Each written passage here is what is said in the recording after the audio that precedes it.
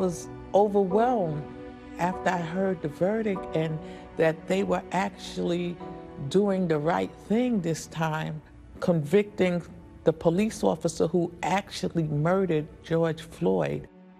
When Derek Chauvin was led away in handcuffs, many across the nation felt a sense of relief. Tears just came to my eyes and I says, all three? They convicted him on all three? I never heard this before in a case like this. In fact, most of the people I know never got any type of justice. But for Gwen Carr, the mother of Eric Garner, the verdict also offered a glimmer of hope she had longed for. And I just said, wow, maybe things are changing, because it just seemed like no one was listening before, no matter what happened. Her 43-year-old son dying after a New York City police officer put him in a chokehold while arresting him for selling loose cigarettes in 2014. His final words, a cry echoed by George Floyd as he was dying. I can't breathe. I can't breathe. There is video of your son on camera saying he can't breathe.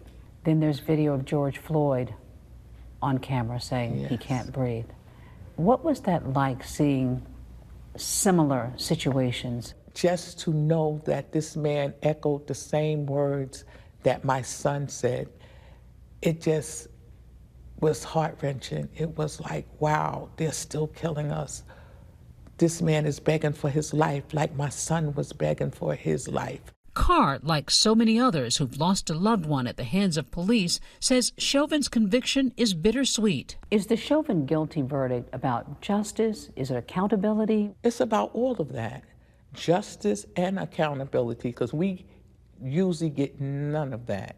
And sometimes it's not even justice, it's closure for the families, because there's no justice for the ones whose life you have taken. They're not coming back. They die once, and we die a little every day. A grand jury declined to indict the officer involved in her son's death, and Derek Chauvin is just one guilty verdict in a tide of police shootings in Black and brown communities. In the past weeks alone, more cases gripping the nation, like Dante Wright in Brooklyn Center, Minnesota, 13-year-old Adam Toledo in Chicago, and just yesterday, 16-year-old Makia Bryant in Columbus, Ohio. Many families making their pain public in pursuit of justice. When our culture and our society at large sees the grief of the family, it humanizes the story. We live in a violent country. People die every day. But when you see the mother of a victim, it feels different.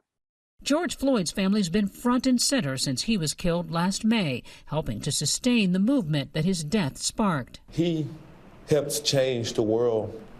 He made people realize that people's lives matter. His brother grateful that today the man who killed George is behind bars, facing up to 40 years in prison. I watched him put his hands behind his back, and I was like, he had it a lot easier than my brother, because my brother's hands were bent backwards. But it was accountability, and I think that America, they feel that they can be free because this is the land of the free.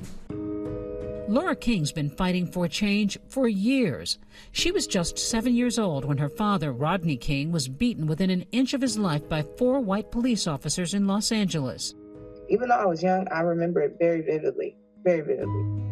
That famous encounter caught on camera 30 years ago by a bystander. Police had pulled King over after a high-speed chase. After a mostly white jury acquitted the officers on charges of assault, long-simmering racial tensions exploded in Los Angeles, the city consumed in unrest for 5 long days in 1992. More than 50 people died.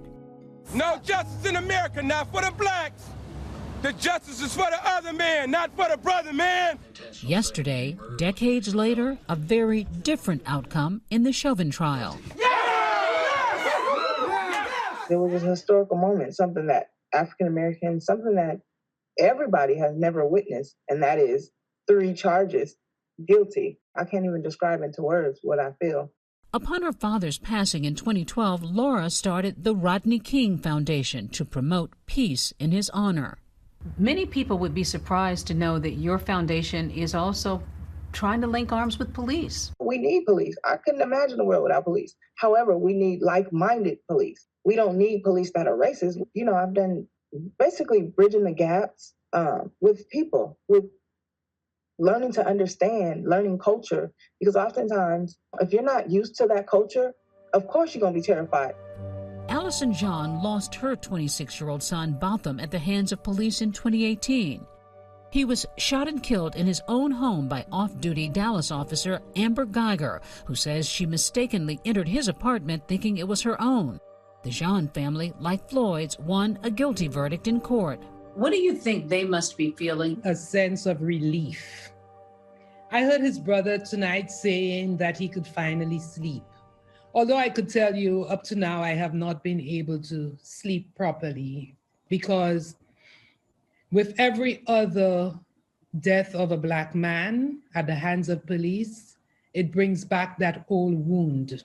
I first met Allison Jean last summer, one of 7 mothers, most of whom lost children to police violence, who were feeling renewed pain. I didn't even want to see other people happy. I didn't want to see people laughing because I lost a son who did not deserve to die in the way that he did. Their bond of anguish rooted in pain, but marked by action. Wanda Cooper Jones and Tamika Palmer, members of this tragic sorority of sorts, one they prayed they'd never join. Cooper Jones' son, Ahmaud Arbery, killed in Georgia while jogging last spring. Palmer's daughter, Breonna Taylor, killed last March after 3 Louisville police officers executed a no-knock warrant looking for a suspect who didn't live there. You got so much anger inside of you, so much disbelief for what happened to your child. To know that she talked about, having the best day that day, going out to dinner with her boyfriend and going home to watch movies. To know she was in her house, in her own bed, and someone kicked in her door and killed her. To know that she didn't deserve it. Allison Jean, the only mother in the group to see a conviction after her son's death. We have to remember that for every Floyd family that sees their loved one's killer go to prison, there is an overwhelming majority of families who never get that. They don't get a conviction. They don't get a charge. They don't get an indictment. They don't get an arrest. For Allison Jean, Derek Chauvin's guilty verdict signaling that work lies ahead. What does this verdict today say to America, to you? Look out.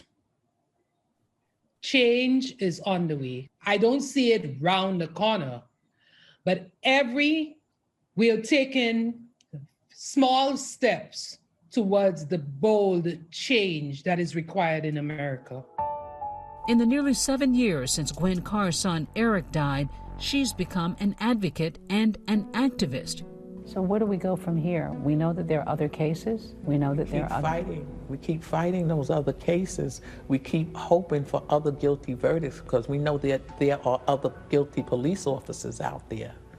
So we don't just sit back now. We can't. There's too much work to do. Hi everyone, George Stephanopoulos here. Thanks for checking out the ABC News YouTube channel. If you'd like to get more videos, show highlights, and watch live event coverage, click on the right over here to subscribe to our channel, and don't forget to download the ABC News app for breaking news alerts. Thanks for watching.